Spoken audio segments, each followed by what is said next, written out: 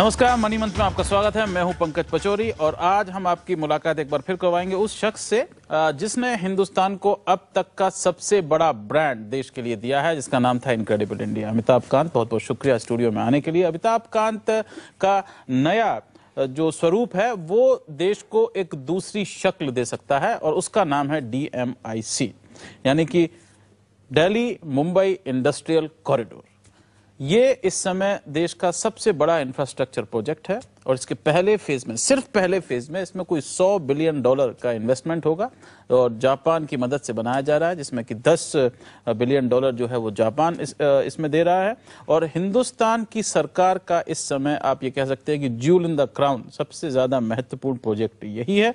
और इस पर एक अगर हम नजर डालें तो इससे मुंबई और दिल्ली के बीच में जितने भी शहर पड़ते हैं उनकी तस्वीर बदल सकती है और देश की जो अर्थव्यवस्था की रीढ़ की हड्डी जो है वो ये बन सकती है। आप देख सकते हैं कि इसकी जो शुरुआत है टर्मिनल की वो दादरी से होगी, जो कि उत्तर प्रदेश में है, और उत्तर प्रदेश से फिर ये दिल्ली, दिल्ली से हरियाणा, हरियाणा से राजस्थान, राजस्थान से गुजरात और गुजरात से महाराष्ट्र।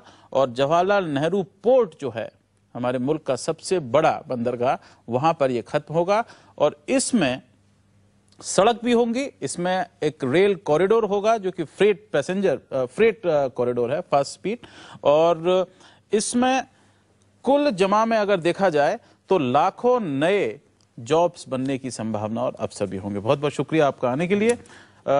भविष्य का शहर और भविष्य का हिंदुस्तान, ये योजना जो है इसको आप कितना महत्वपूर्ण मानते हैं हमारा देश जिस दिशा में जा रहा है आर्थिक रूप से उसमें?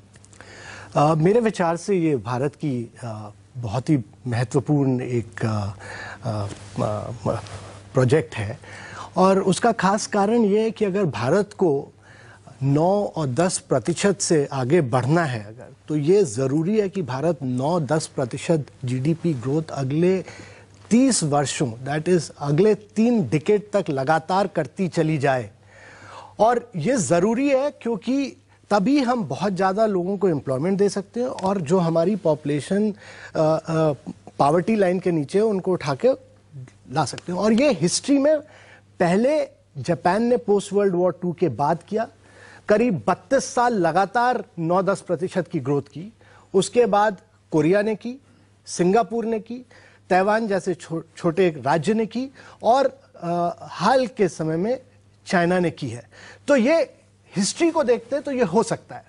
और दूसरी खास बात यह है कि अगले 20 वर्षों के अंदर करीब 350 मिलियन लोग अर्बन सिटीज में आएंगे। चाहे हम 35 करोड़ लोग, चाहे हम चाहें या ना चाहें ये होगा। और अगर हम नए शहर नहीं बनाते हैं, नए मैन्युफैक्चरिंग शहर जहां पर इकोनॉमिक ग्रोथ मैन्युफैक्चरिंग के थ्रू आएगी, तो हमारे जो अभी के जो शहर हैं, बड़े बड़े शहर, ये स्लम में कन्वर्ट होते चले जाएंगे। और इसीलिए जो बहुत बड़े इकोनॉमिक थिंकर थे CK प्रहलाद जी, उन्होंने